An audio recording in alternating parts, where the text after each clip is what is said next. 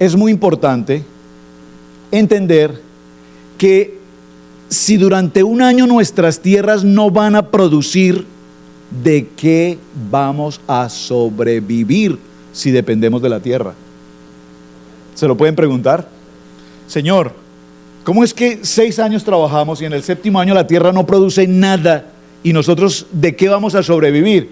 Entonces, ¿qué dice Levítico al tema? Levítico dice, en el 6º año, atención, esto usted tiene que recibirlo porque aquí yo puedo terminar el mensaje de hoy.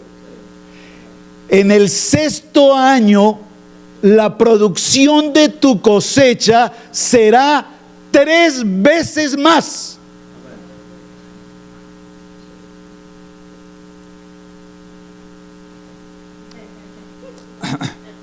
En el 6º año, tu provisión va a ser 3 veces más.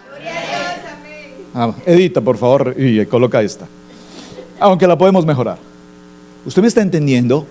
En el 6º año, Dios, su naturaleza sobrenatural, dice: hijo, es que en el 6º año tu tierra, tu agricultura, tu campo te va a producir el triple. ¿Por qué? Porque te va a producir por el año 6, te va a producir por el año 7, o sea, por el Shemitah, que no produce nada, y te va a producir aún por el año 8. Porque 8, ¿qué significa?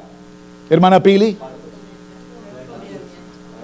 hermana Lupe, nuevos comienzos. Es decir, que para cuando tú empieces tu nuevo comienzo, tú no vas a empezar con las manos vacías. Tu nuevo comienzo lo vas a empezar con producción, porque Dios provee tu necesidad. Entonces, durante tu año 7, durante tu año Shemitah, reposa. Durante tu año 7, reposa. Durante tu año 7, reposa. Oye, bueno, gracias, tenía que repetirlo 3 veces, ya entendí. Otra vez. Entonces, si durante el año, durante la semana de 6 días, nosotros tomamos nuestro 7º día de reposo, ¿qué dice el Señor? Pues en tu día de reposo yo te multiplicaré para que tengas lo del viernes, lo del Shabbat y lo del día siguiente, el día 8, el primer día de la semana. Pero esa figura no aplica en nuestras vidas. ¿Trabajaste ayer, hermano Amaury? Claro, trabajé, pastor, me salió un contrato. ¿Y cómo cree usted que lo va a dejar? ¿Trabajaste, hermano Miguel? Pues claro, pastor, 50 árboles que me faltaban por tumbar. ¿Cómo voy a trabajar yo, hermano? ¿Trabajaste ayer, hermano Lucho? ¿Cómo no voy a cortar la yarda, pastor? ¿Usted qué cree? Entonces, cuando nosotros nos vamos... hermano Félix, ¿trabajaste ayer? Sí, ayer trabajé, aproveché que la hermana no está y me fui a trabajar. La noche cuando llegué, muy cansado, pastor, muy cansado. Le dije, sí, el chaval es tremendo, pastor. ¿Me están entendiendo? Nosotros todavía no encajamos en la línea del reposo. Nosotros estamos en nuestro afán por tener la provisión, en el afán de hacerlo a mi manera. Yo tengo que cortar esos árboles ahora porque hoy es mi día. Y resulta que los árboles de ahí no se caen. Estos llevan 100 años ahí, ellos aguantan un fin de semana más. Pero en nuestras fuerzas nosotros, ¿qué dice el Señor? En el día 6 descansa, porque yo te voy a dar la provisión del día 6, te voy a dar la provisión del día 7 y te voy a dar la provisión de tu primer día.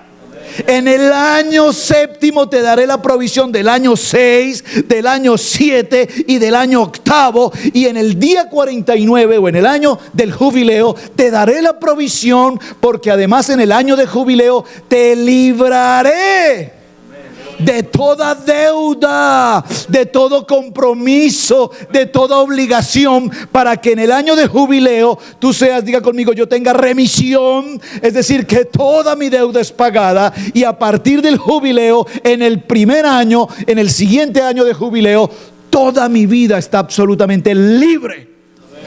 Wow. No sé si, bueno, en las gráficas no estamos pasando las gráficas, porque es que a veces las gráficas me pegan un poquito a la pantalla y no me permiten avanzar. ¿Me están entendiendo? Entonces yo les pido a los hermanos, no me pasen las gráficas para yo poder avanzar en lo que quiero transferirles. Y a veces no quiero que se me distraigan con las gráficas, pero atención porque aquí hay algo muy interesante. Cuando hablamos de las ordenanzas de Dios, repito, es importante que tengamos presentes que hay leyes. Diga conmigo, hay leyes. Escríbalo por favor, escríbalo. Número 1, tenemos leyes. Leyes. Diga conmigo, leyes. Esas leyes en hebreo se dice hukim, con la letra K en medio. Hukim, J-U-K-I-M. Hukim, leyes. Luego tenemos testimonios. Edut, se escribe como suena. Edut, con T al final. Edut, testimonios. Y también, número 3, tenemos, ya lo colocaron en la pantalla, gracias hijo. Tenemos entonces los mishpatim. Los mishpatim son los estatutos. Y observen que hay otra palabra que no está ahí, pero que menciono con mucha frecuencia acá, que son los misbot. ¿Recuerdan qué son los misbot? Los misbot son, ¿estás bien? ¿Quieres agüita? Hermano, ahí atrás hay agua. Los misbot son ordenanzas. Entonces tenemos los mishpatim que tenemos allí, ahí adentro, hermano Amaury. Ahí tenemos estatutos y tenemos los misbot que son ordenanzas. Muy bien. Ahora bien, es interesante que estos estatutos de 6 años trabajar, pero en el 7º año dejarás descansar sin cultivar para que coman los pobres de tu pueblo, y de lo que ellos dejen coman las bestias del campo. Lo mismo harás con tu viña y con tu olivar. Ya lo habíamos visto en el libro de Éxodo, en el capítulo 30, en el versículo 23, verso 10, ya habíamos mencionado este punto. Muy bien. Ahora, ¿qué sucede? Al cabo de cada 7 años harás remisión de tus deudas, así se hará. Estoy en Deuteronomio capítulo 15, verso 1, y dice: todo acreedor hará remisión de lo que haya prestado a su prójimo, no lo exigirá de su prójimo ni de su hermano, porque se ha proclamado la remisión del Señor. Dígalo conmigo, el año Shemitah. Entonces, cuando estamos en un año Shemitah, si tú le prestaste dinero a alguien, ese es en el año en el que tú llamas a esa persona y le dices: hermano, recuerda que estamos en el tiempo de Shemitah, en el año sabático, y durante este año hay tiempo de remisión. Dígalo conmigo, tiempo de perdón. Tiempo de perdón. Y en este tiempo de perdón no me debes nada. Te declaro libre de la deuda. Oye, eso sería maravilloso, ¿verdad? Sí, en el atardecer. Entonces aquí ya algunos están diciendo: wow, pastor, qué buen dato me acaba usted de dar, porque tengo aquí algunas pendientes, hermano. Dígale a alguien: oiga, reciba esa palabra, hermano, que estamos en el Shemitah.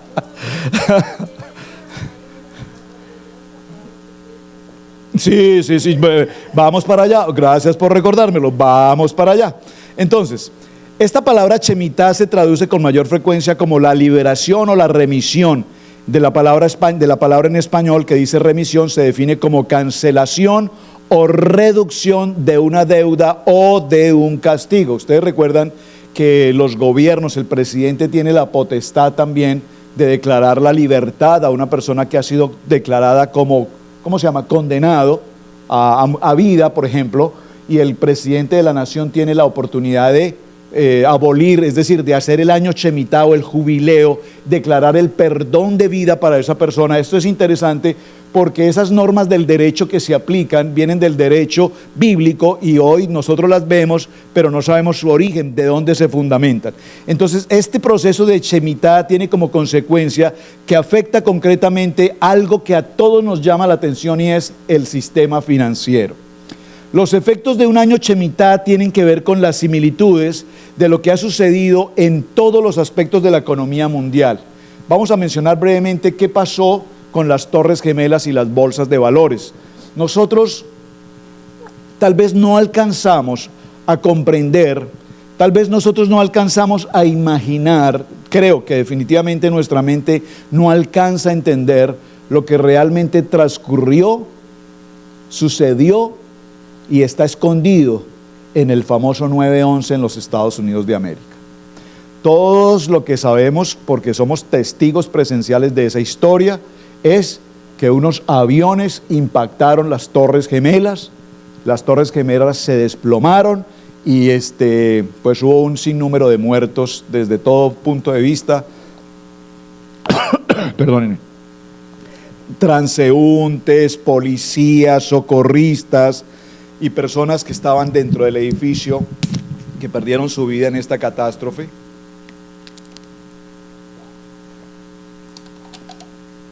Perdón. Esos chilaquiles. Perdón.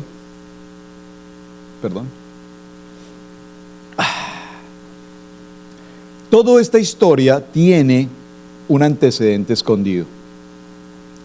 Y el antecedente escondido es que en las Torres Gemelas se reposaban los grandes tesoros de las industrias multimillonarias del mundo. De tal manera, si usted ha estudiado un poquito el tema de las conspiraciones, usted descubrirá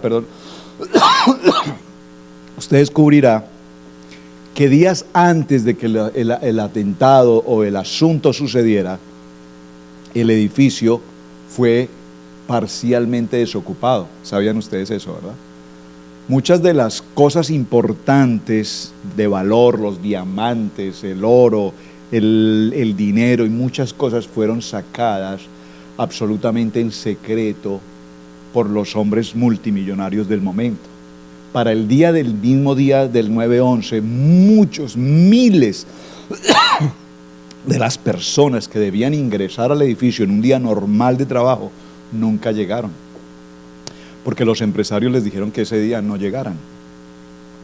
Los técnicos que han hecho las investigaciones, no me voy a detener a contarles toda la historia, pero los técnicos que han hecho las investigaciones saben que la manera como los aviones impactaron las Torres Gemelas, aún con todos los tanques de gasolina al full, jamás hubiesen dado motivo para que las torres se derribaran de la manera como cayeron.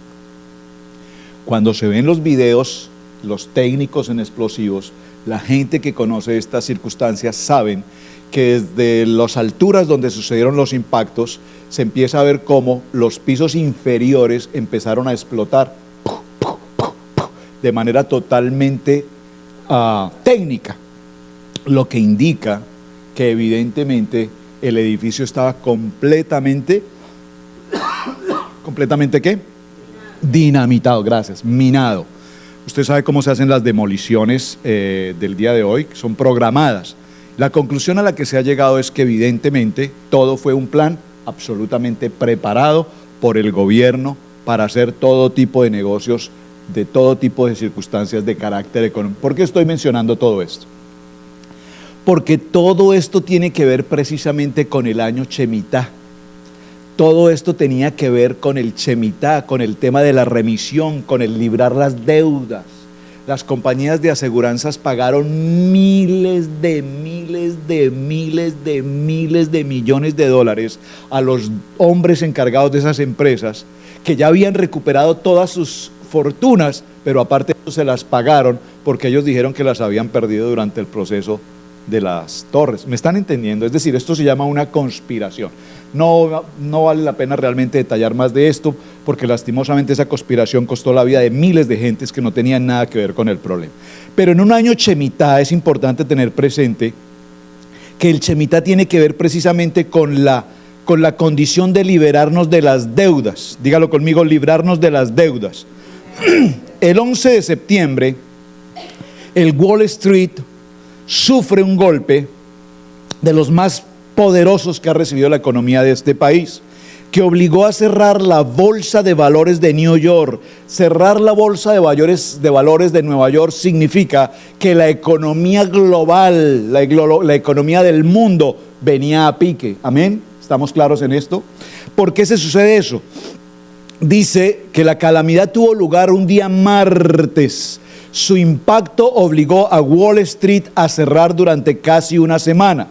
El World Trade Center fue concebido en el año Shemitah. Observen este detalle que es tan interesante, que no es una coincidencia, que usted pueda decir, oye, pero es que qué coincidencia. No, todo esto está absolutamente orquestado para que funcione así.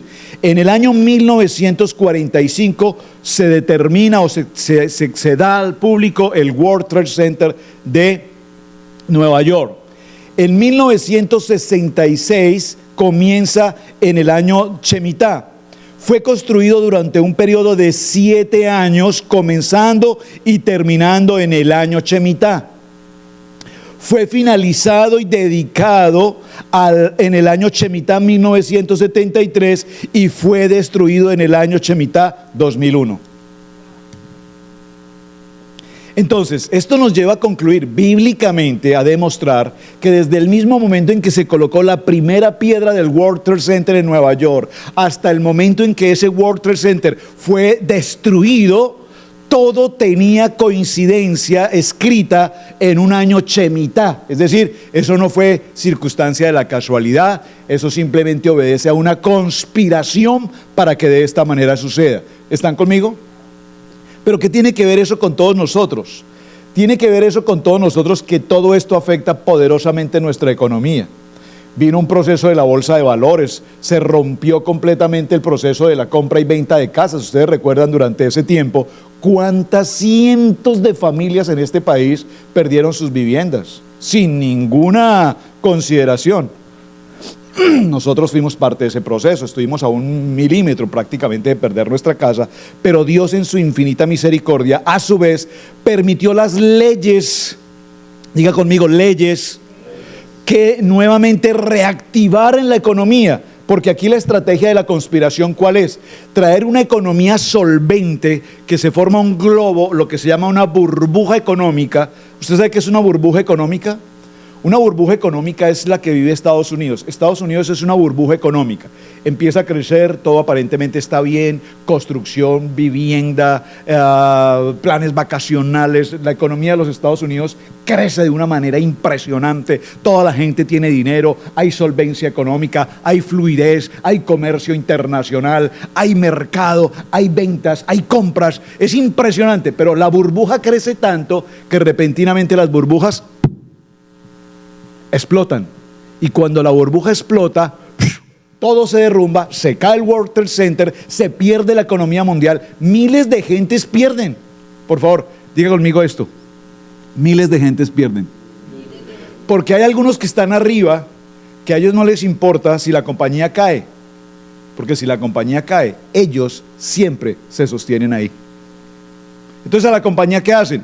Simplemente le cambian el nombre, le ponen otro nombre y siguen en la burbuja, y la burbuja vuelve a crecer, pero los magnates siempre estarán aquí. ¿Quiénes pierden? El pueblo siempre perderá, pero los grandes magnates de la economía siempre se sostendrán. En ese proceso no es extraño para nosotros recordar lo que dice la parábola del sembrador. ¿Qué dice la parábola del sembrador? La palabra del sembrador dice que se sembró una semilla junto al camino, una cayó en pedregales, otra cayó entre espinos y otra cayó en buena tierra. Amén. ¿Qué nos enseña esto? Nos enseña que los discípulos estaban con el Señor y recibieron una parábola, y Él les dijo: muchas de estas parábolas dicen, he aquí que salió el sembrador a sembrar, y mientras sembraba él unas semillas, ciertamente cayeron junto al camino, y venidas las aves devoraron ellas, y otras cayeron sobre los pedregales, donde no tenían mucha tierra, y enseguida brotaron a causa de no tener profundidad de tierra. Mas el sol una vez salió, se agotaron, fueron quemadas, y a causa del no tener raíz se marchitaron. Mas otras cayeron en los espinos, y subieron los espinos y ahogaron a ellas. Mas otras cayeron sobre la tierra de buena calidad, daban fruto, una 100, otra 70, otra 30, y el que tiene oídos para oír, oiga. ¿Qué nos indica todo esto? ¿Cuál es tu siembra hoy? ¿Cuál es tu Shemitah? ¿Estás cumpliendo con tu tiempo de Shabbat?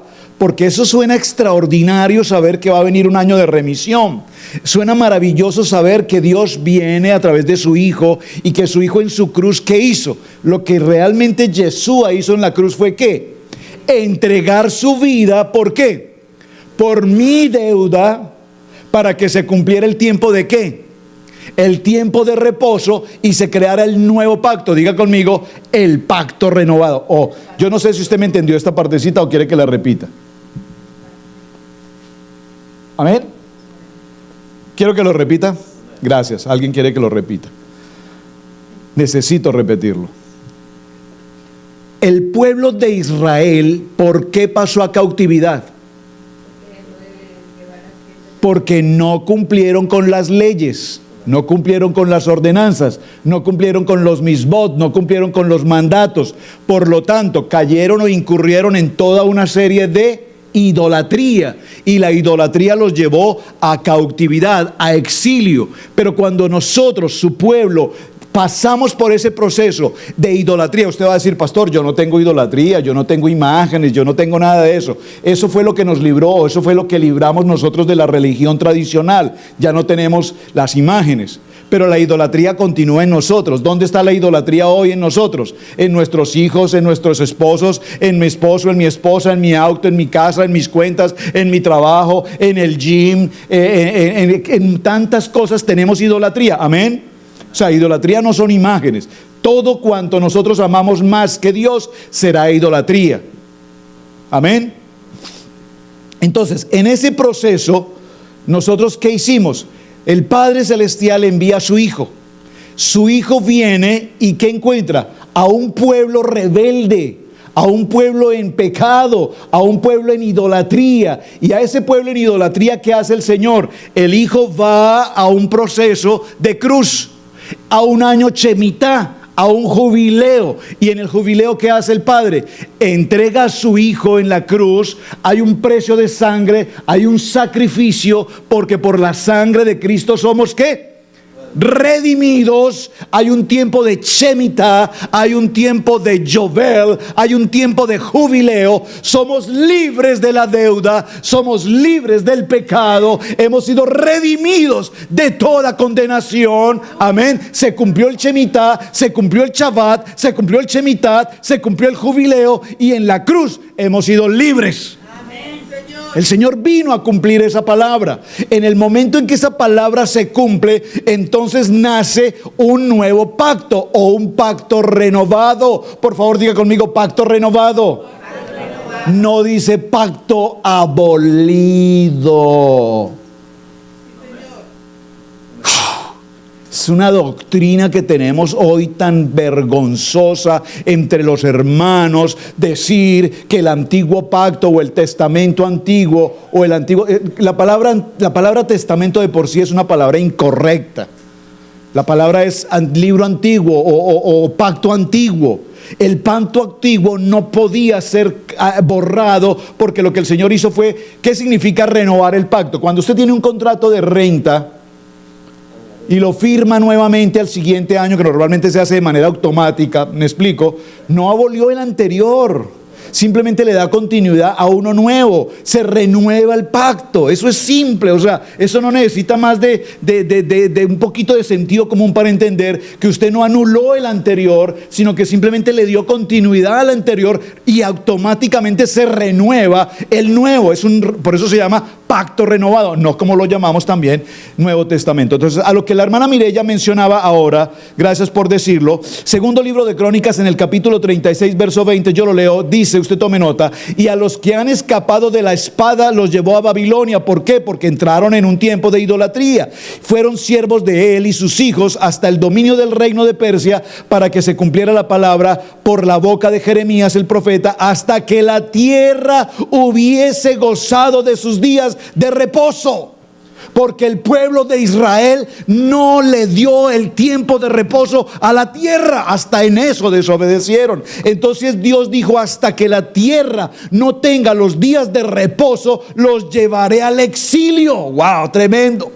Todos los días de su desolación de reposo, hasta que se cumplan los 70 años. Por favor, el profeta dijo: hasta que se cumplan los 70 años, ustedes estarán en exilio. ¿Cuánto tiempo pasó Israel en exilio? 70 años. Es decir, como la palabra lo dijo, durante esos 70 años, observen, durante los primeros 70 años, el pueblo de Israel no permitió que la tierra descansara. ¿Durante cuánto tiempo la tierra no descansó? Durante 70 años. El Señor saca a su pueblo de Israel ¿durante cuánto tiempo? Durante 70 años. ¿Para qué? Lo que dejaron de hacer durante 70 años, la tierra descansó 70 años. ¿Me están entendiendo? Esto no es una matemática casual. Esto es una matemática totalmente espiritual, totalmente de Dios. Dígalo conmigo. La desobediencia del pueblo tiene consecuencias. Pero la misericordia de Dios siempre ofrece un camino de restauración.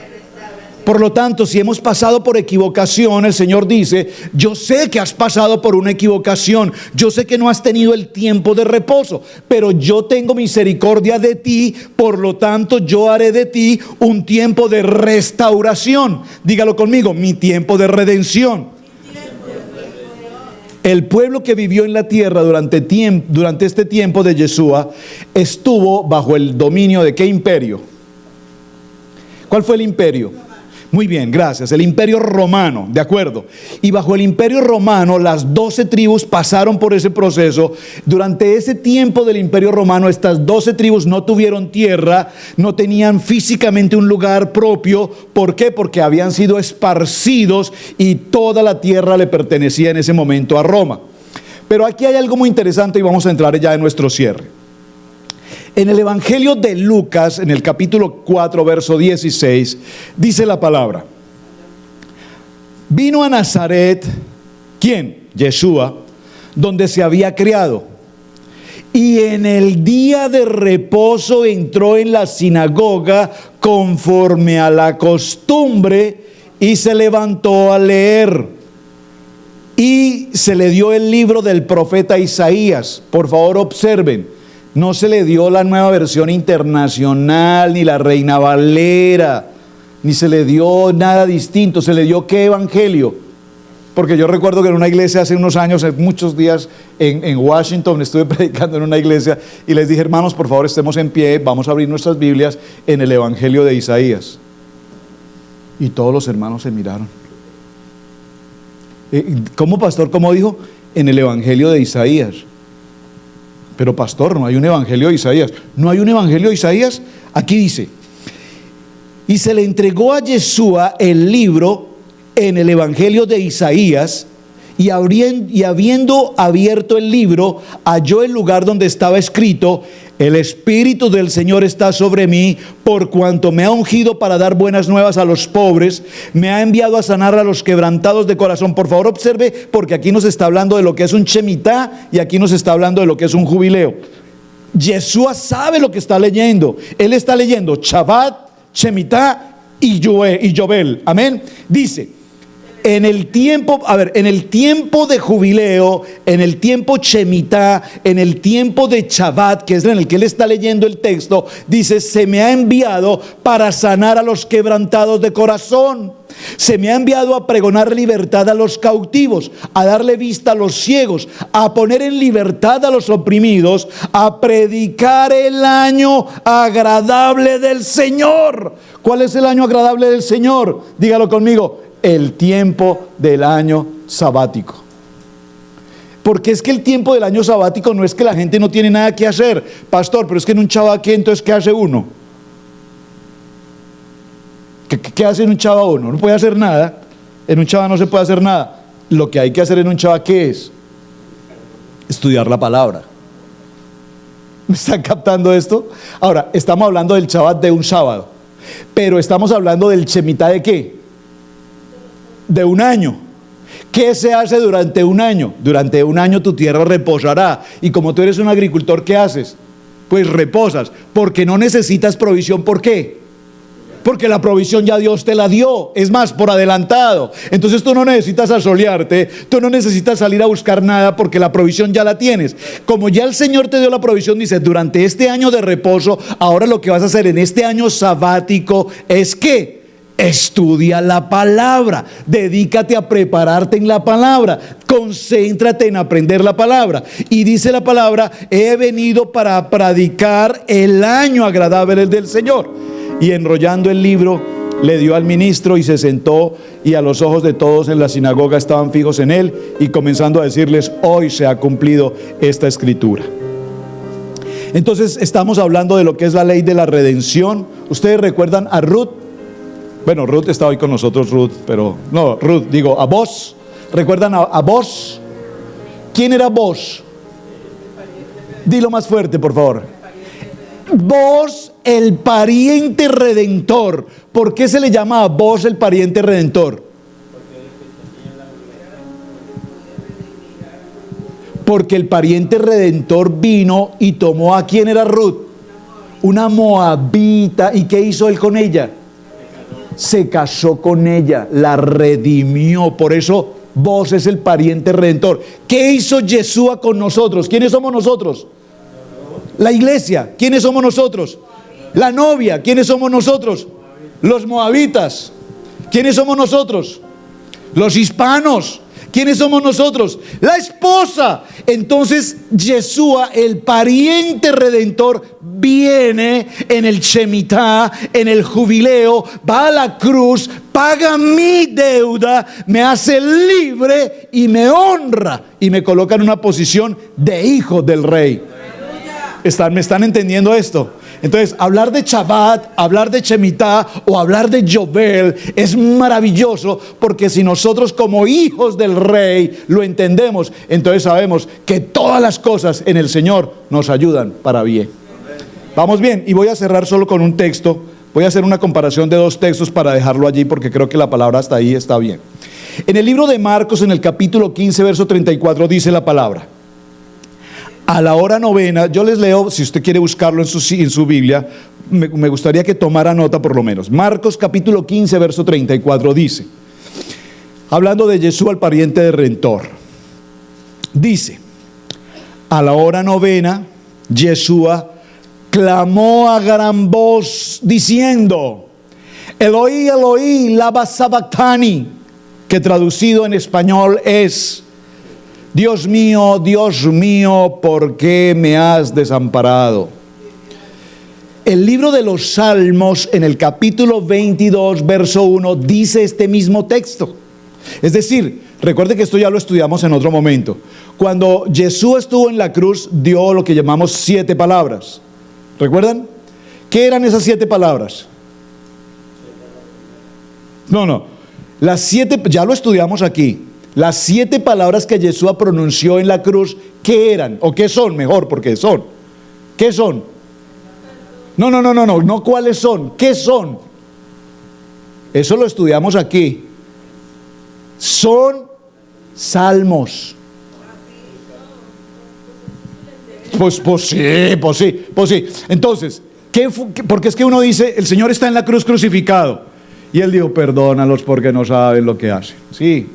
Señor, no les tengas en cuenta. Sí, pero cuando Él dijo esas palabras, no era un pensamiento que Él estuviese teniendo en ese momento. Él no estaba pensando en eso. Él lo que estaba haciendo era declarando la Torá. Él estaba declarando ¿el qué? Estaba declarando los salmos. Él estaba recitando los salmos.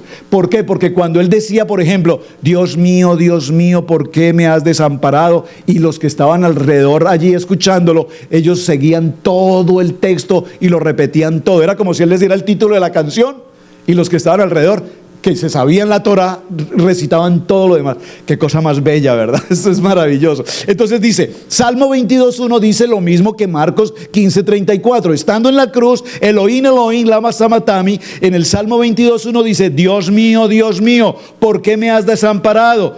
¿Por qué están tan lejos de mi salvación y de las palabras de mi clamor? Contesta el Señor. ¿Por qué están tan lejos? ¿Por qué? ¿Por qué el Señor lo desampara?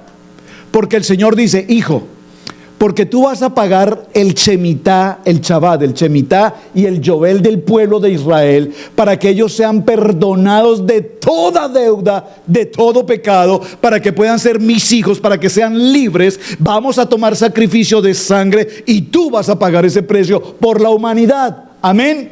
Entonces, en ese momento se cumple la palabra que hoy estamos estudiando. Por eso el Señor dijo: esta palabra se está cumpliendo hoy frente a ustedes. Pero los estaban allí, todos unos estudiosos de la Torá, no tenían ni idea de lo que Él les estaba hablando. ¿Me están entendiendo esto? Diga esta frase conmigo: la mayor distancia de la Torá comparada con las constituciones legales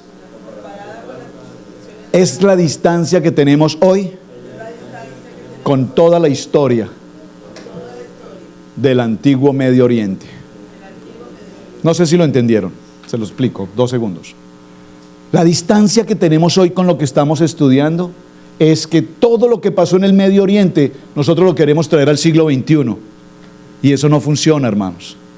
¿Me están entendiendo? Nosotros no podemos pensar hoy con la mentalidad del siglo XXI, porque con la mentalidad del siglo XXI nunca entenderemos lo que en el siglo I, en el tiempo del Imperio Romano, Dios aplicaba en estas palabras. Entonces el Señor dice: pero si me oyereis esta voz e hiciereis todos mis mandamientos, y si desdeñareis mis decretos, y vuestra alma menospreciare mis estatutos, no ejecutando todos mis mandamientos e invalidando mi pacto, yo también haré con vosotros. Esto, ¿qué haré? Dice: enviaré sobre vosotros, escúchame, enviaré sobre vosotros terror, extenuación, calentura, que se consuman tus ojos y te atormente el alma, y sembraréis en vano vuestra semilla, porque vuestros enemigos la comerán. Pondré mi rostro contra vosotros, seréis heridos delante de vuestros enemigos, y los que os aborrecen se enseñorearán de vosotros, y huiréis sin que haya quien os persiga. Y aún con estas cosas no me oyeréis, volveré a castigaros 7 veces más por vuestro pecado, y quebrantaré la soberanía de vuestro orgullo, y haré vuestro cielo como hierro y vuestra tierra como bronce. Diga, uy. Pero acontecerá,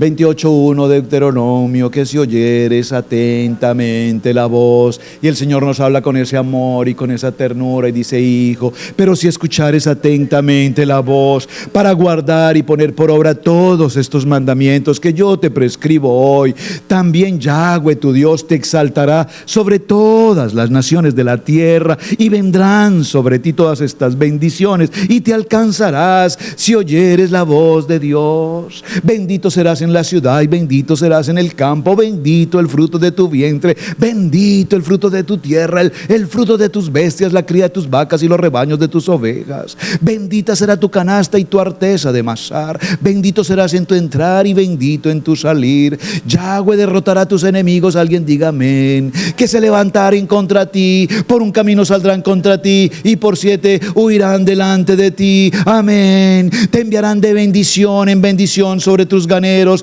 y por 7 caminos huirán delante de ti. Me salté 1, 28 dice: te enviaré tu bendición sobre tus graneros y sobre aquello que pusieres tu mano, y te bendecirá la tierra que tu Dios te da. Te conformará Yahweh en un pueblo santo suyo, como lo hará jurado, cuando guarde los mandamientos que Yahweh Dios te envió, y si anduvieres en sus caminos. Y verán todos los pueblos de la tierra que el nombre de Yahweh es invocado sobre ti, y te temerá.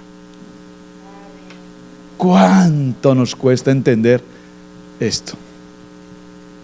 Entonces, si hoy cerramos este día de Shabbat para nosotros, entendiendo que el Señor solamente nos dice: obedece mis mandamientos, y estas bendiciones, todas estas bendiciones vendrán sobre ti. Entonces yo entenderé por qué cuando yo trabajo, el fruto de mi trabajo es multiplicación.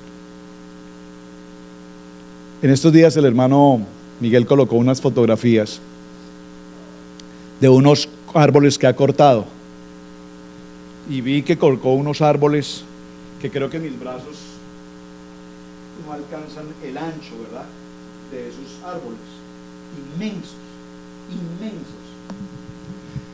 Y un día me dijo el hermano: pastor, aquí es trabajandito, porque estos árboles no se levantan solos, estos hay que levantarlos, estos hay que moverlos, estos hay que sacarlos, estos hay que retirarlos. Yo le dije: gracias, hermano, no es para mí. Ayer apenas soporté una cajita, inmediatamente tirón de la columna con un peso que era apenas una cajita, y terminé a las 5 de la tarde subiéndome al carro así. Impresionante. Pero una cosa sí sé: un trabajo rudo un trabajo fuerte, un trabajo exigente. Pero yo veía sus fotografías y yo decía: Dios, bendice su trabajo, bendice sus manos, bendice su provisión, porque es un obrero esforzado y es un obrero valiente. Lo digo con él por lo que vi, pero yo sé que cada uno de ustedes varones en su trabajo, el sol, el clima, el trabajo por pequeño que sea, por aparentemente menos pesado que sea, pero cuando nosotros lo hacemos para gloriar al Padre, para que toda la gloria sea de Él, nosotros vemos cómo el trabajo en nuestras manos y la provisión en nuestras manos es multiplicación. ¿Por qué? Porque nosotros estamos obedeciendo la voz de Dios en todo cuanto Él nos dice. Amén. Padre, te damos gracias.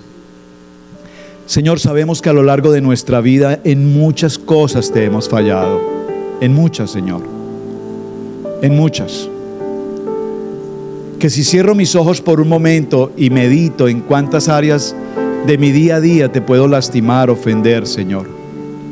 Pero a lo largo de la historia de la humanidad, tu pueblo escogido, te hemos fallado una y mil veces. Pero tu misericordia es tan grande que nos has dejado una ordenanza, y es que cumplamos con el tiempo del reposo. Ahora, el tiempo del reposo no es sentarnos solamente a dormir, a descansar, sino que el tiempo de reposo es: deja de hacer todo tu trabajo, deja de hacer todo lo que cansa, deja de fatigarte al sol, deja de atormentarte con tu labor de tus manos y ocúpate solamente de mi palabra.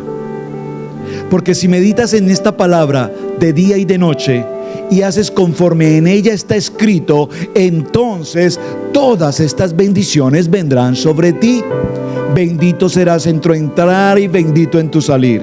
Por lo tanto, Padre, permítenos obedecer, no por persecución, sino entender por tu revelación que queremos en este año Shemitah, en este tiempo de Yovel, ser absolutamente redimidos en este año de remisión, ser libres de toda deuda, de todo pecado, de toda iniquidad, de todo temor, porque sabemos que juntamente contigo, Padre, estamos crucificados. Ya no vivo yo, mas tu bendita palabra vive en mí. Amén, amén y amén. Hermanos, Dios les bendiga. Espero que hayan recibido una palabra esta mañana. Un tiempo de Shemitah para todos en sus hogares, en sus casas, y un tiempo de provisión, un tiempo en el que el Señor libre de todo compromiso y nos lleve a un nuevo comienzo, porque ya la provisión del Padre está lista. Amén. Hermana Pili, muchas gracias.